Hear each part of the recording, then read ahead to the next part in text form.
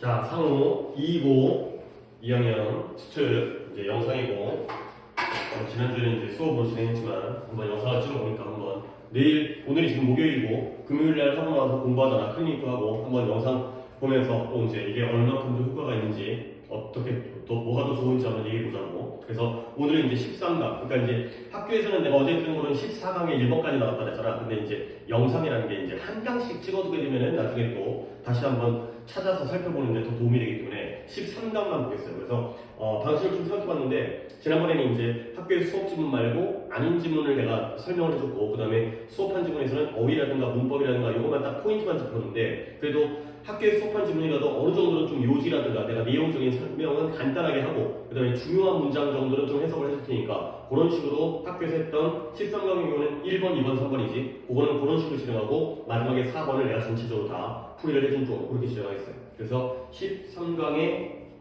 1번이고요. 내가 첫 번째에다가 이제 제일 위에다가 요지를 적었거든. 그러니까 요게 이 요지가 그 해설지에 있는 요지야. 그러니까 이 책 만든 EBS에서 만든 요지이기 때문에 좀 믿을만한 거니까 요거다가 위에 상단에다가 각각 다 적고 시작할게요. 그래서 이 글의 요지는 경험에 기반한 단순한 추론의 비과학성. 그러니까 예를 들어서 내가 겪었던 일이야. 근데 그랬다고 해서 꼭 그게 나중에도 똑같이 반복된다는 보장은 없다는 거야. 그러니까 사람마다 경험이 다를 수 있고 어떤 우연에 의해서 어쩌다가 그런 일이 발생할 수 있는데 늘 그렇다라고 우리가 논리적으로, 과학적으로 추론할 수 없다. 요게 바로 내용이 되겠어요. 그래서 문장은 첫 문장 다음에 두 번째 문장 정도를 내가 했던 두 번째 문장이 좀 어려워. 더 상상해봐라. 근데 누군가인데요. 아주 열정적으로 열심히 시도해요. 근데 설명하려고 시도하는 거예요. 근데 뭘 설명하냐면 왜 합리적인지, 뭐가 합리적이냐면 컨클루드가 결론 짓다, 결론을 내리라 이 뜻이죠.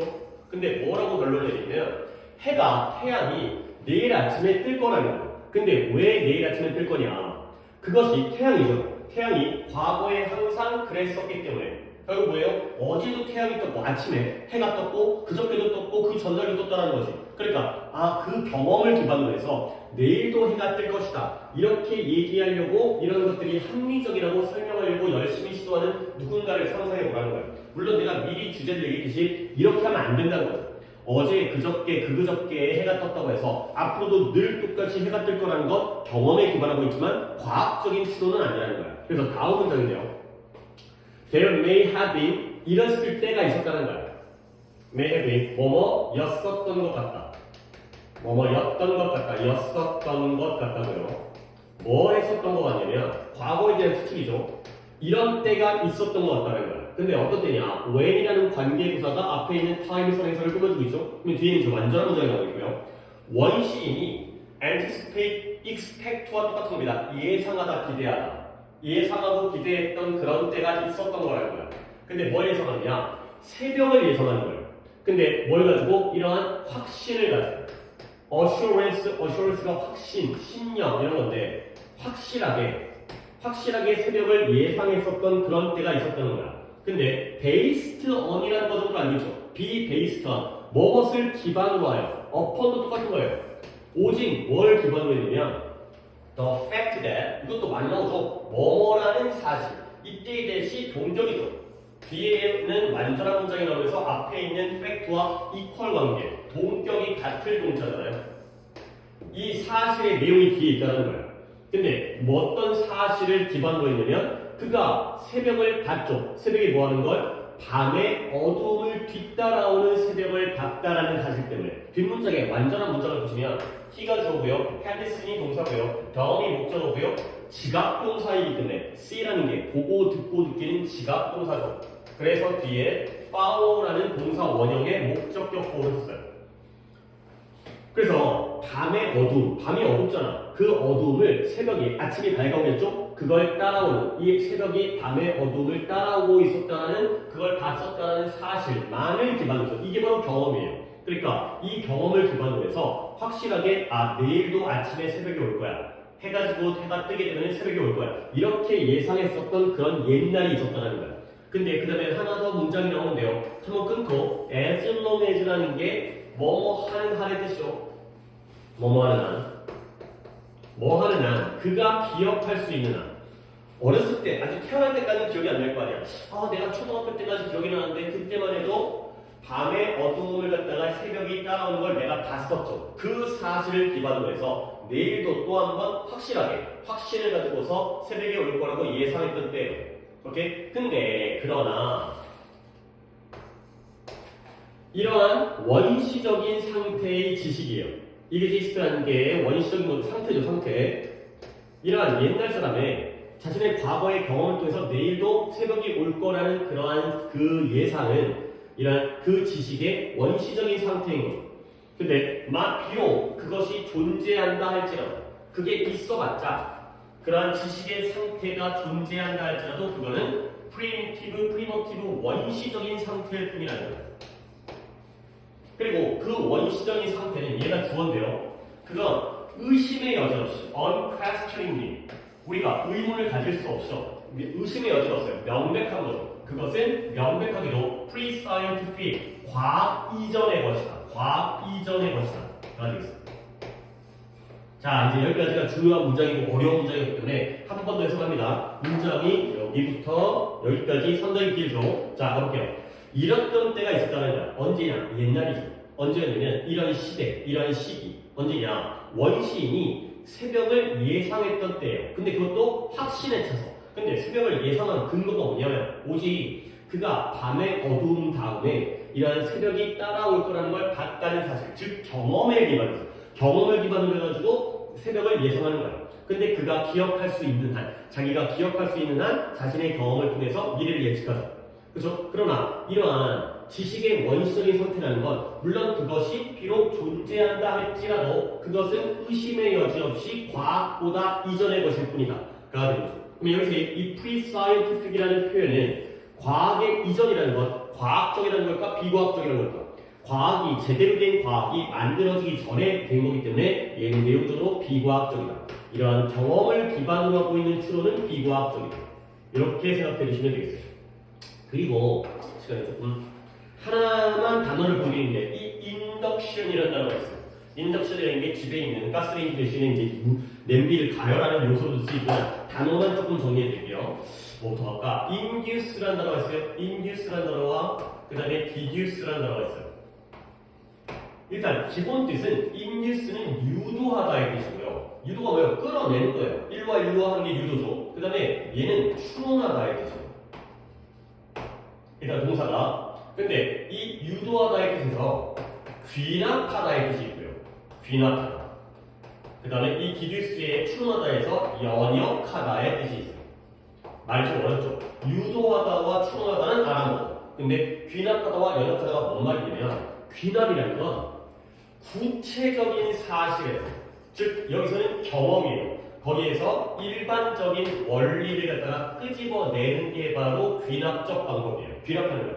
내가 겪었던 일, 예를 들어서 뭐 한국 사람의 성격이 급한 사람들 여러 명 봤어. 그러면 우리 엄마도 성격이 급하고 아빠도 성격이 급하면 결과적으로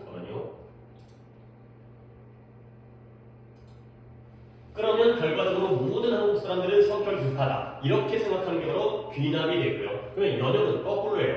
일반적 원리에서 구체적인 사실을 추론해내는 게 바로 연역이 되겠어요. 그러니까 거꾸로 내가 방금 얘기했던 거, 한국 사람은 성격이 급하다. 그러면 거기에서 뭔가 구체적으로 나오죠? 아, 나도 성격이 그래서 급하구나. 너도 급하고 나도 급하구나. 이렇게 되는 게 일반적인 거에서 구체적인 걸 끌어내는 거, 그러면 구체적인 사례에서 일반적인 원리를 끌어내는 거. 결국 여기서는 귀납의 의미죠. 경험을 통해서 내일도 해가 뜰 것이다. 어제 그제 그랬으니까 내일도 그럴 것이다. 라고 생각하는 게 바로 귀납이 되겠어요. 그래서 이제 이런 인덕션에 나는 챙기시면 되고요. 자, 첫 번째는 이거 하겠고요. 그 다음에 두 번째, 역시 이것도 13다시 위에다가 묘지 적으시고요. 맹목적인 전념의 역할. 맹목적이라는 건 이 블라인드, 눈을 가리고 어딘가에 몰빵하는 게 바로 맹목적인 전념이죠. 근데 얘가 긍정 개념이에요. 우리가 뭔가를 배우기 위해서, 우리가 지금 영어를 배우고 있잖아, 또는 수학을 배우고 있잖아, 또는 대학을 가려고 하고 있잖아. 그러려면 우리가 몰빵해야 된다는 거야. 그런 것들이 약간 맹목적이라는 말이 좀 위험성이 있는 말이긴 하지만 평소에는 너무 빠져드는 거잖아. 모든 걸 다 올인하고 몰빵하니까. 근데 여기서는 긍정 개념이에요. 그래서 뭔가를 우리가 성취하고 달성하고 배우기 위해서는 여기에 올인하는 게 필요하다가 되겠어요. 일단 그 정도 보고, 그 다음에 여기서는 내가 문법을 보려고 했는데 첫 문장에서 이쪽 부분이거든요. 오케이. 여기 보면 이제 문장을 좀 해석하게 있어요. 어떤 특정 나이에 9살이든 10살이든 11살이든 우리는 모두 그곳에 있었죠. 그쵸? 한때는 우리가 9살, 10살, 11살 나도 그랬거든. 근데 나도 그랬잖아. 근데 우리를 대부분은 뭐 할 수 있냐면 일종의 맹목적인 전념. 이게 바로 이독해서의 키워드죠. 맹목적인 헌신과 전념을 갖다가 할 수가 있었다는 거야. be capable of. 할 수 있는, 할 수 있다. 가 되는 거죠. 그 다음 이어서 전념인데 헌신 전념. It takes 필요해요. 걸려요. 근데 뭐 하기 위해서 어떤 하나의 단 하나의 그 다음에 obscure 이거는 어휘부터 좀 얘기했는데 이때 obscure가 뜻은 여기다가 적어져 있지만 여기서의 뜻은 좀 이해하기 어려운 좀 어려운 거예요. 어려운 거 이해하기 어려운 기술 스킬 이것을 능숙하게 통달하기 위해서 숙달하기 위해서 자 여기까지 잠깐 문장만 정리할게요. 뒤에 내가 추가적으로 문법은 여기가 중요한데 특정한 나이에 9살이든 10살이든 11살이든 우리는 한때 다 그 나이에 있었지 어린 나이에 있었지 우리를 대부분은 뭘 할 수가 있냐면 일종의 맹목적인 전념을 할 수가 있다는 거야. 이 정도 나이가 되면 올인할 수 있다는 거야. 근데 그 맹목적인 전념이 뭐 하는 거냐면 이러한 하나이긴 하지만 이해하기가 어려운 기술을 숙달하기 위해서 필요로 되어지는 그러한 맹목적인 전념. 우리가 자전거 하나 타기 위해서도 열심히 노력했을 거 아니야. 그렇죠? 구분 하나를 외우기 위해서도 열심히 노력했을 거 아니야. 그러한 맹목적인 전념을 갖다가 할 수가 있었다는 거죠. 자, 일단 어휘 먼저 얘기하고 문법 얘기할게요. obscure가 여기서는 이해하기 어려운 의미를 쓰였는데 기본 단어의 뜻은 하나 더 적게요. obscure 모호한의 뜻이에요. 모호한. 불분명한, 애매모호한. 그러니까 이해하기 어렵겠지. 뭔가 구체적이고 확실하면 이해하기 쉬울 텐데 애매모호하니까 이해하기 어려운 거야. 그리고 여기서의 어휘를 이제 4개, 이것까지 포함해서 이 4개의 어휘를 정리해 주세요. vague라는 단어가 다 있고요. 그 다음에 ambiguous라는 단어가 다 있고요.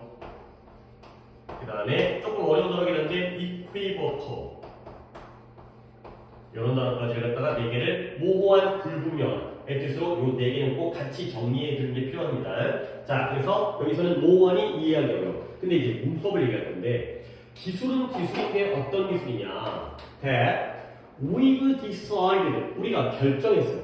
근데 뭐라고 결정했냐면 is central 우리의 정체성에 중심적이다, 핵심적이라고 우리가 결정한 그러한 어려운 기술이 되는 거죠. 자, 그럼 이제 이걸 문법적으로 뭔 얘기하려면 이때의 대합이 뭐인지를 물어보는 거예요. 앞에 있는 스킬을 보여주니까 관계되면서거든요. 그러면 뒷문장이 불완전해야 돼요. 이 괄호친 부분이 불완전해야 되는데 내가 잠깐 뭐 5초 정도의 시간을 좀 끌 테니까 이 상호가 한번 여기부터 we've decided is central to our identity 이 부분에서 어디가 불완전한지 한번 살펴보세요. 이미 5초는 이미 지났지? 한 번 더. 기술은 기술인데 우리가 결정했어요. 결심했어요. 뭐라고? 우리의 정체성, 나는 누구인가 이런 정체성에서 중심적인 기술이 되겠어요. 예를 들어서 내가 뮤지션이야. 그러면 내 정체성에서 중요한 기술은 뭐 기타 연주라든가 이런 거겠죠. 또는 내가 의사야. 그러면 나에게 내 정체성에 필요한 중심적인 기술은 치료, 수술 이런 기술이겠죠. 학생이면 공부, 뭐 나 강사면 강의 이렇게 되겠죠. 자, 어디가 불완전해요? 여기가 불완전하죠. 그렇죠? 요 자리가 불완전한 거예요. 근데 주의할 건 뭐냐면 얘가 관계대명사거든요. 근데 뒤에 we've decided라는 주어 동사가 나왔죠. 근데 요 자리가 목적어 자리가 아니에요. 뭔 소리냐? 뒤에 is가 나왔죠. 얘가 동사죠. 결국 불완전한 건 여기서 주어가 빠진 거예요. 그러니까 여기가 바로 대시 목관대가 아니라 주관대가 되는 거예요. 선생님, 그러면 이 대시 목관대가 아니라 주관대인 게 어떤 의미를 갖나요? 일단 기본적으로는 목관대는 생략할 수 있지만 주관대는 생략할 수 없지. 물론 가끔은 미국 놈들이 이걸 빼는 경우도 있지만 그건 일단 우리의 문법, 정통 문법에서는 배제하고요. 그러면 좀 더 필요한 건 뭐냐면 얘가 선의사죠. 기술이 단수죠. 그러면 주관대에서는 단복수, 수일치 맞춰야 된다는 건 알고 있죠. 주관대가 나오면 뒤에 동사가 나오는데 선행사가 단수면 동사도 단수동사. 선행사가 복수면 동사도 복수동사. 이 정도는 알잖아. 근데 그게 여기에도 적용되는 거야. 그러니까 문장을 보려면 we've decided를 바로 묶어야 돼.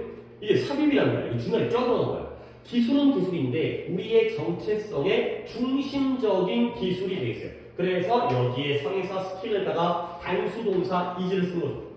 여기에 we랑은 아무런 상관없는 거예요. we라고 해갖고 we've decided니까 are가 들어가나? 절대 안 되고요. 스킬이 단수이기 때문에 is가 들어가는 거죠. 오케이? 다시 한번 문장 한번 정리할게요. 어떤 특정 나이 9살, 10살, 11살 정도가 되면 우리가 모두 다 그때가 있었거든. 그럴 때가 있었잖아. 우리들 대부분은 이러한 종류의 일종의 맹목적인 헌신을 갖다가 할 수 있게 되고요. 그리고 그 헌신이라는 건 어떨 때 필요하냐면 하나의 어려운 기술을 갖다가 숙달하기 위해 필요한 기술이 필요한 그러한 헌신이 되겠어요. 근데 그 기술은 또 어떤 기술이냐? 우리의 정체성의 중심적이다. 이게 바로 내 정체성의 핵심이다. 라고 우리가 결심한 그러한 기술이 되겠어요. 공부가 되는 거죠. 내 정체성에서는 공부가 핵심적이니까 나는 공부를 갖다가 어렵잖아요. 공부를 하기 위해서 맹목적인 헌신을 해야겠다까지가 되겠어요. 이렇게 두 번째 거는 이 정도로 하고 그 다음에 세 번째 거는 또 뭐였더라? 디자인 주도의 혁신이에요.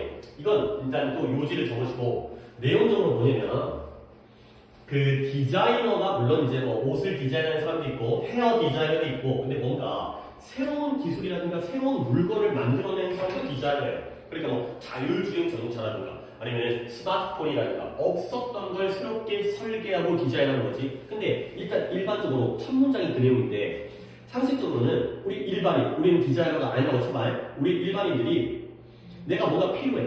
그러니까 뭔가 더 빠른 교통수단, 더 편리한 장치. 그러면 이런 어떤 전문가인 디자이너들이 그래 대중들이 이걸 필요로 하니까 내가 이걸 만들어줘야지. 또는 이걸 만들어서 팔아가지고 돈 많이 벌어야지. 이런 게 일반적인 상식이잖아. 근데 그게 아닐 수도 있다는 거야. 우리는 그런 것들이 필요한지 내가 그런 것들이 있어야 되는지도 모르는데 굉장히 혁신적인 기술 같은 경우에는 우리가 알지도 못하는 기술을 우리에게 먼저 줘. 그러면 우리가 써봐. 좋았네. 이게 없어도 살았거든. 근데 써보니까 좋아. 그러면 또 그것도 하나의 발전적인 혁신이 되는 거죠. 그러니까 이 스마트폰, 핸드폰이라고 했어요. 핸드폰.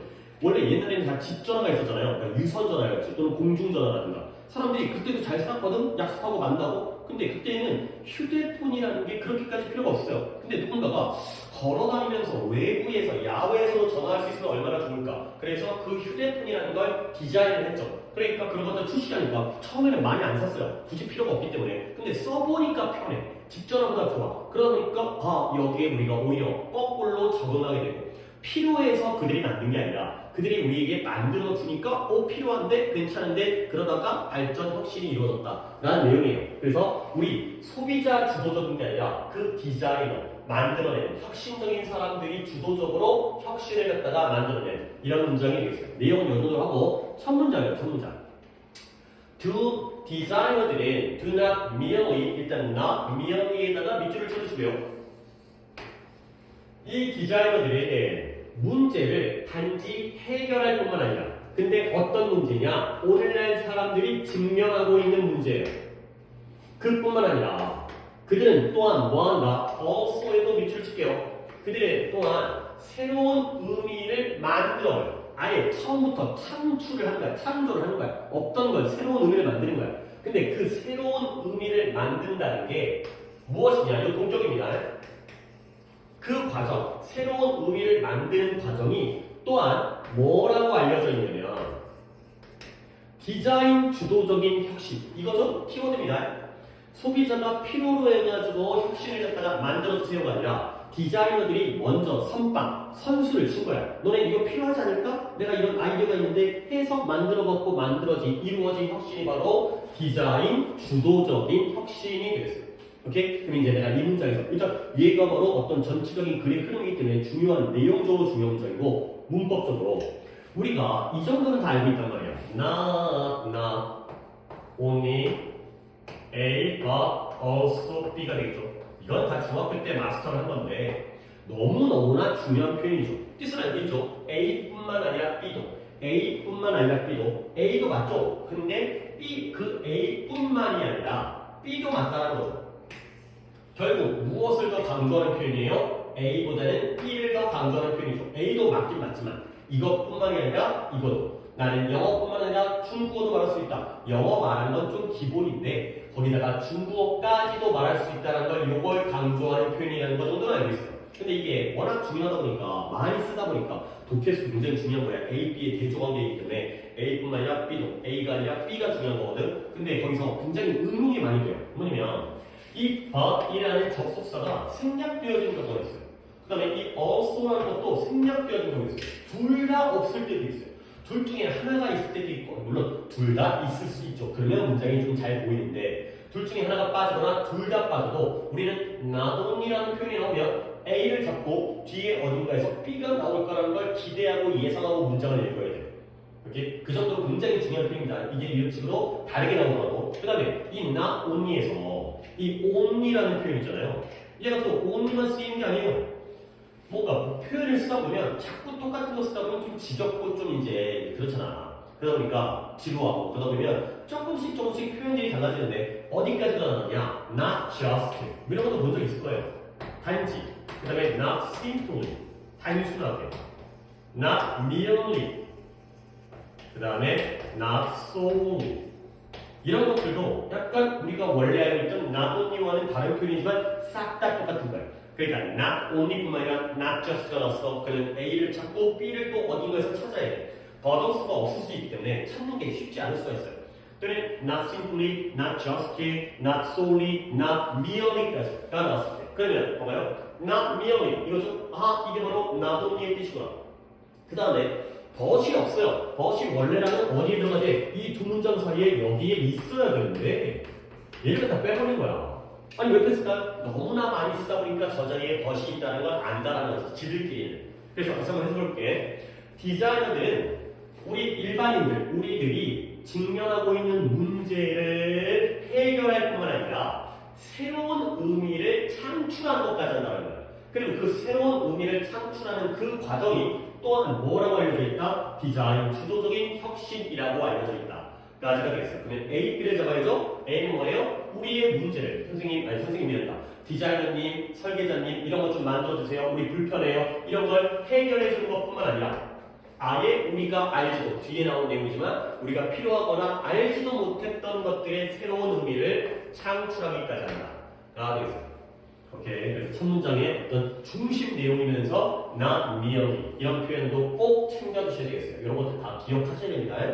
이게 문장 속에 이렇게 숨겨져 있을 때 벌써도 없고 막 이렇게 되면은 눈에 안 보여가지고 정말 중요한 문장에서의 A, B를 잡아야 되는데 그걸 못하는 경우가 있기 때문에 이렇게 not only, not just, not merely, not solely 뭐 있었지? not simply 이런 것들은 꼭 기억하셔야 되겠어요. 자, 오케이. 여기까지 해서 그 다음에 어휘 하나만 해드릴게요.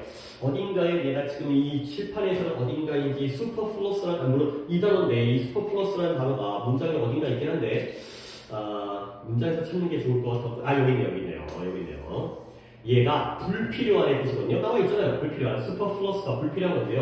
요 정도 단어는 좀 우리가 알아두셔야 되는 게 불필요한이라는 거. unnecessary가 되겠죠. 근데 내가 그걸 알려주려고 한 건 아니고요. 이 redundant라는 단어가 꽤 고급 어휘면서 불필요한의 뜻이고요. 이런 거 어휘를 좀 챙겨주세요. 불필요한, superfluous, redundant, unnecessary. 그 다음에 이런 단어 하나 알려주세요. dispensable이 또 같은 의미의 불필요한이 되겠어요. 자, 요 dispensable이 약간 학생들 조금 약간 이게 헷갈리게 만들 수 있는 거예요. 뭐냐면 dispensable 하면 ABLE가 붙으니까 뭔가 할 수 있고 ABLE가 붙으면 가능하고 할 수 있으니까 약간 우리가 일단 긍정 개념 쪽으로 하거든요. possible, 가능한. impossible이 오히려 불가능한의 부정 개념이 되는 거지. 근데 오히려 여기서는 dispensable이 불필요한에는 좀 부정 개념인데요. 근데 그 왜 그런지 한번 그 스토리를 좀 알려주려고 해요. dispense라는 단어가 있어요. dispense라는 단어가 제공하다의 뜻이에요. 뭔가를 제공하는 거예요? 주는 거죠. 근데 이 dispense가 내가 여기서도 이야기를 시작할 수 있지만 조금 더 다른 뜻을 알려드리면 dispense with가 뜻이 뭐뭐 없이 지내다의 뜻이에요. 자, 이제 적어보고 한번 내가 설명을 해볼게.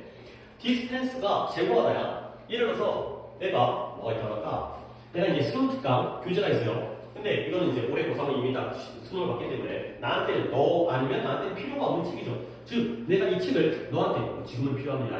즉 너한테 제공할 수 있다고 써요. 그렇죠? 제공한다는 건 나한테 없어도 된다는 거지. 너한테 준다라는 거야. 준다라는 건 나한테 꼭 필요하면 너한테 안 주겠죠. 그런 의미예요. 결국 디스펜스가 남에게 제공한다는 건 내가 그거 없이 지낼 수 있다라는 의미가 된다는 거야.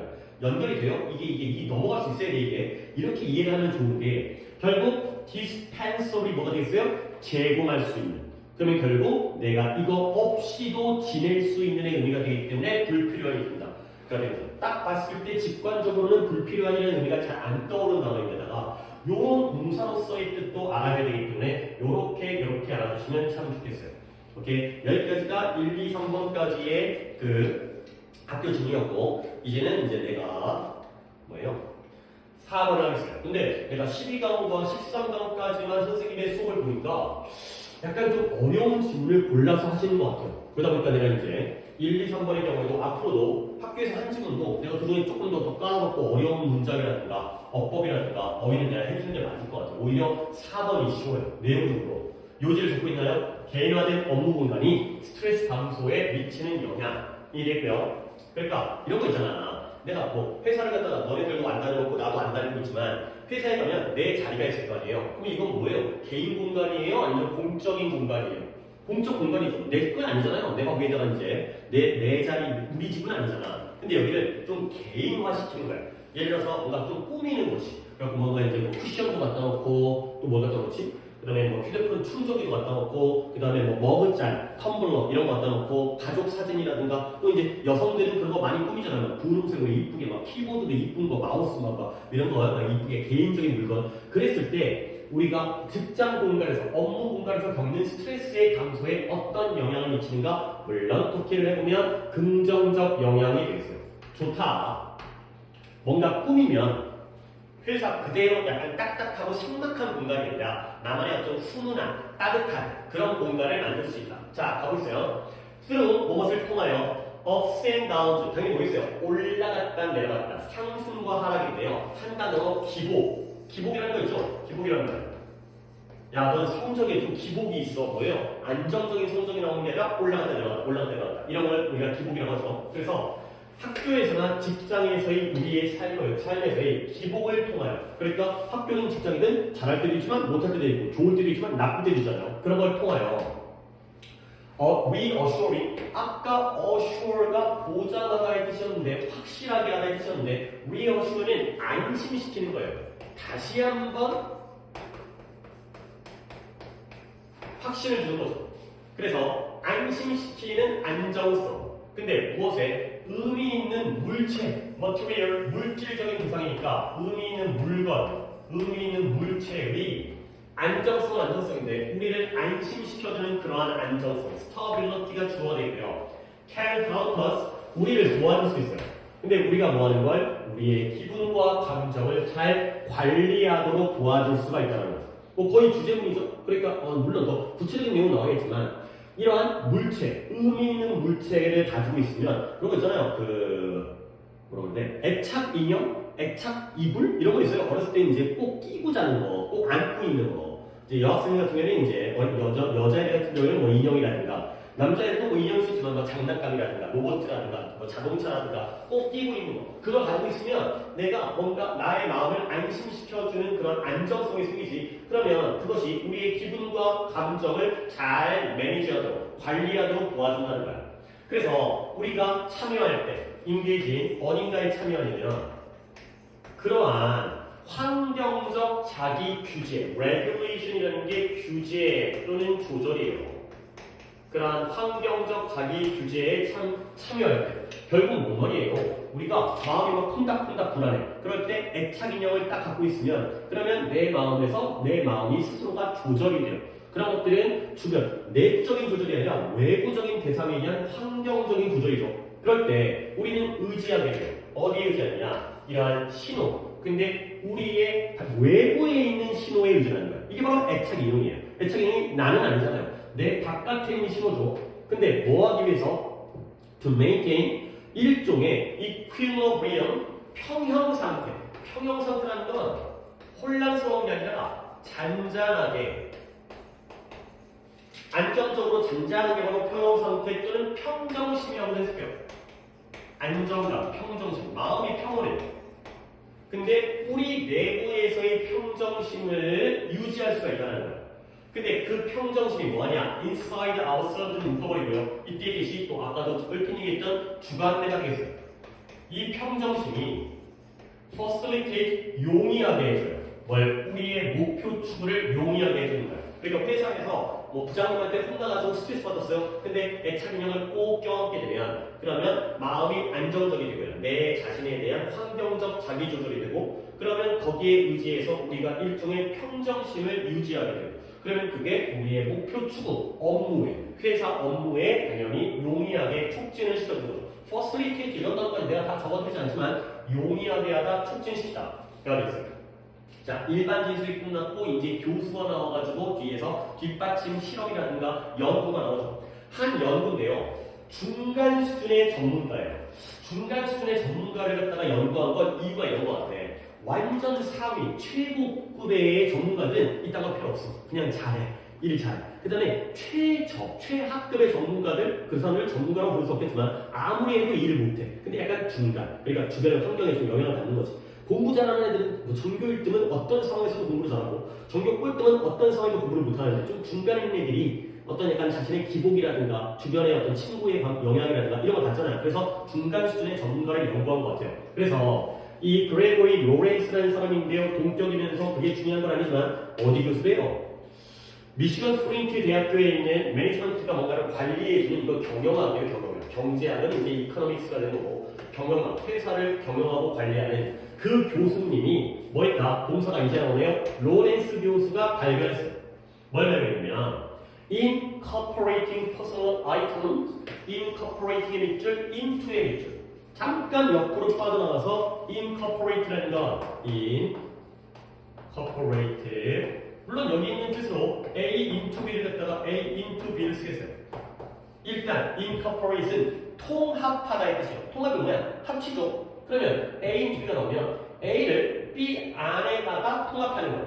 A를 B 안에다가 집어넣는 거죠. 야, 너 일로 들어가. 통합해.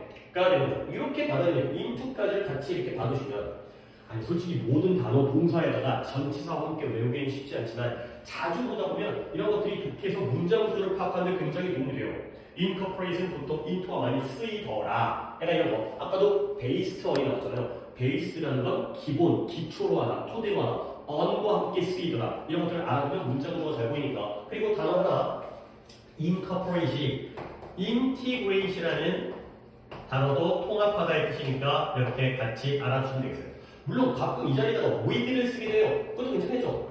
A with B, A와 B를 갖다가 약간 동급으로 통합하는 거고 A into B가 나오면 B라는 데다가 A를 갖다가 쏙 집어넣는 뭐 이런 전치사적인 느낌 정도 있고 주로 쓰이는 건 저렇게 into나 with가 쓰인다. 그래서 얘가 뭘 배우냐면 개인적인 물건, 애착 인형 이런 거에 그런 인형을 갖다가 통합해요. 갖다가 그들의 업무 공간에다가 이렇게 통합하는 것이 주어가 incorporating으로 쓰였네요. 동명사로. 이것이 그들로 하여금 relieve, 덜어주다. 덜어주다는 게 뭐예요? 세게 하는 게 아니라 약하게 하는 거죠. 완화시키다. 그들로 하여금 완화시키도록 도와줘요. 근데 뭘 완화시켜요? 감정적 exhaustion, 고갈, 소모. 회사에서 감정적으로 너무 고갈돼서 힘이 빠진 거야. 그것을 갖다가 잘 완화시키고 덜어주도록 도와주죠. 근데 이 감정적 소모가 뭐냐? bring on이 초래하다인데 초래되어져. 무엇에 의해서 스트레스 쌓이는 일. 회사에서 맨날 일 때문에 스트레스가 쌓이는데 그것 때문에 감정적 소모가 초래됐거든. 근데 그러한 소모를 그 감정적 소모를 완화시키도록 도와주는 게 뭐다? 직장, 업무 공간에다가 개인의 물건을 통합시키는 것이다. 자, 그래서 특히 직원들은 직원들인데 employees, employer가 아니라 고용주가 아니라 사장님이 아니라 직원들인데요. 어떤 직원들이냐? 후전을 밑에 쳐주시고 우리는 얘가 소유격 관계대명사라는 것 정도는 알고 있죠. 소관대. 일단 문법 설명 잠깐 있다가 직원들은 직원들인데 사무실 환경이 뭐에 주잖아요? 많은 사생활, 프라이버시, 사생활을 제공해주지 않는 그런 직원들에게. 자, 한번 볼게요. for 이런 직원들에게 being able to personalize 개인화할 수 있다는 거예요. 개별화, 개인화. 개인화가 뭐예요? 나만의 것으로 만드는 거죠. 공적으로 만드는 게 아니라 공개적으로 만드는 게 아니라 나의 사적으로 만드는 거죠. 그래서 업무 공간을 개인적으로, 개별적으로 만들 수 있다는 것 역시 being이 주어가 되겠고요. 근데 보통 뭐 하고 그랬어요? 가족 사진이라든가 아니면 포스터라든가 내가 좋아하는 뭐 이제 연예인의 포스터라든가 아니면 만화책이라든가 만화 연재라든가 머그자, 텀블러 이런 것들 나만의 물건 이런 것들을 가지고 이런 사무실 공간을 갖다가 개인화할 수 있는 것이 또 동사는 craft 그들로 하여금 carve out, carve라는 단어 중간중간에 계속 할 게 나오긴 하는데 carve가 조각하는 거예요. 근데 조각해 나가는 것이 뭘 조각하느냐? 그들 자신의 공간을 조각해 나가는 거예요. 나의 이 사무실 공간을 나만의 것으로 조각해서 만드는 거죠. 근데 여기서 이제 내신이기 때문에 개척해가다. 개척이 뭐야? 땅을 파갖고 내 길을 갖다가 만들어가는 거죠. 그 다음에 inscribe는 새기다. 조각하려 새기고 된 거야. 그것을 뭘로 새기냐면 개인적인 의미로 그것을 새기는 거죠. 그러면 이때 이것은 그들 자신의 스페이스가 되겠어요. 사무실의 내 공간을 개인적인 의미로 새기고요. 그리고 나아가서 그리하여 만드는데요. 일종의 sanctuary, 피난처. 우리가 도망칠 수 있는, 숨을 수 있는 편안하게 안식처, 직장에서의 안식처를 갖다가 만들어줄 수 있다. 라고 아까 얘기했던 그 로렌스라는 교수와 그의 공동 연구자들이 썼다. 연구 보고서를 썼다. 가 되겠어요.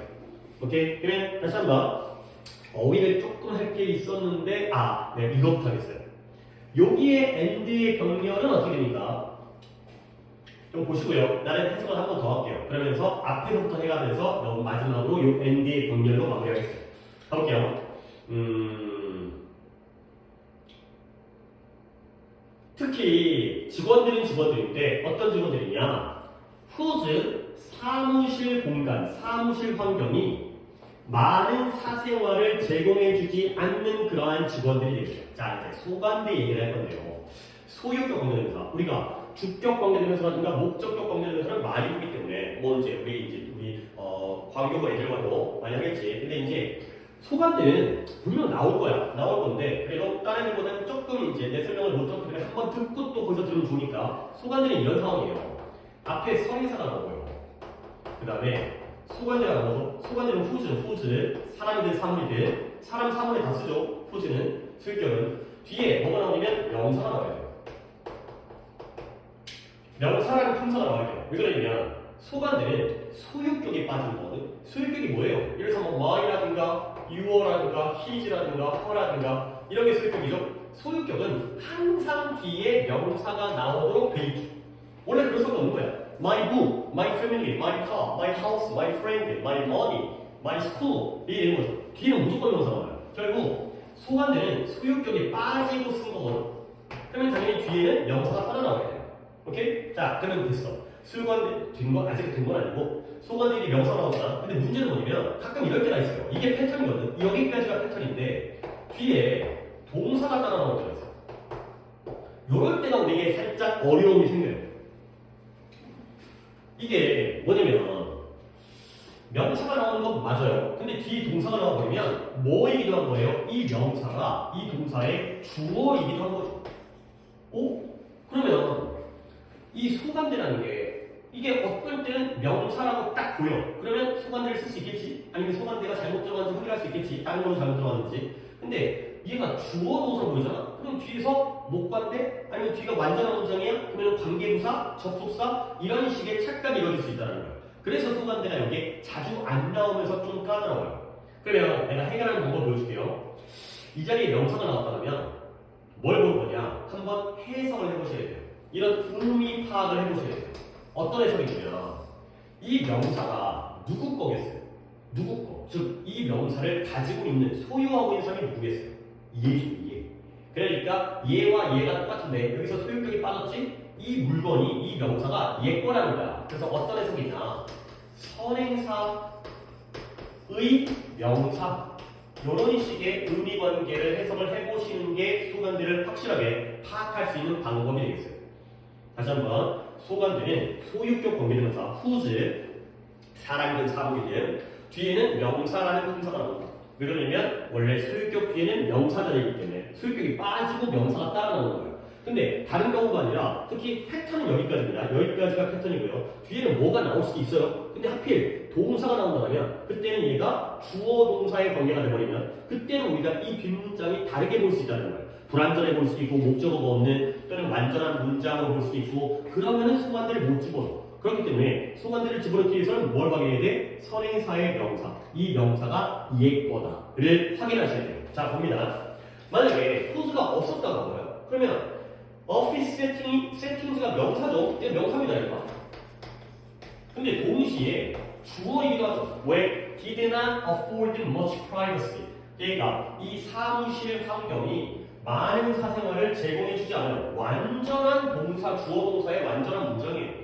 그러면 어떻게 하지? 뒤가 완전한 문장이니까 앞에 있는 employees를 뭔가 꾸며야 될 것 같은데 접속사가 들어가는 거 아니고 관계사인데 관계부사 where인가? 기본이 장소야? 시간이야? 이유야? 방법이야? 이상하죠? 그러니까 뭘 확인해야 돼요? 사무실 환경인데요. 누구의 사무실 환경이에요? 이 직원들의 사무실 환경이죠. 그러니까 내가 회사 직원이야. 근데 내 공간이 있을 거 아니야. 내 자리가 있을 거 아니야. 나의 자리가 많은 사생활을 제공해주지 않는 그러한 직원들이 되겠어요. 알겠죠? 소관들이 이렇게 한번 체크를 해보세요. 뒤에 명사가 앞에 있는 선행사 거다가 되고요. 다시 이제 문법 내겠습니까?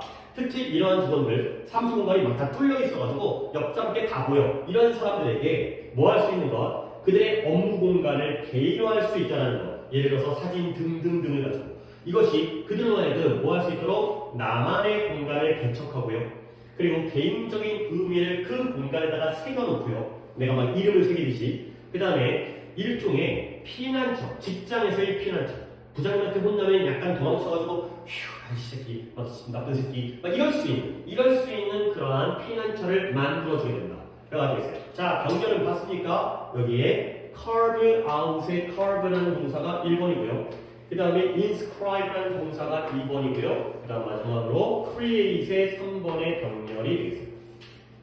됐죠? 그 다음에 이 sanctuary는 피난처, 안식처 요 정도 알면 되죠. shelter라든가 shelter. 그 다음에 refuge 피난. 아이고 S를 빼먹었어요. refuge 이거죠.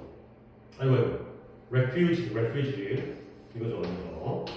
자, 이런 애가 바로 shelter라든가 refuge가 피난처가 되고요. 내가 이거 아까 잠깐 뭔가 버벅거렸는데 이게 refuge가 되면 얘는 피난민이 되는 거죠.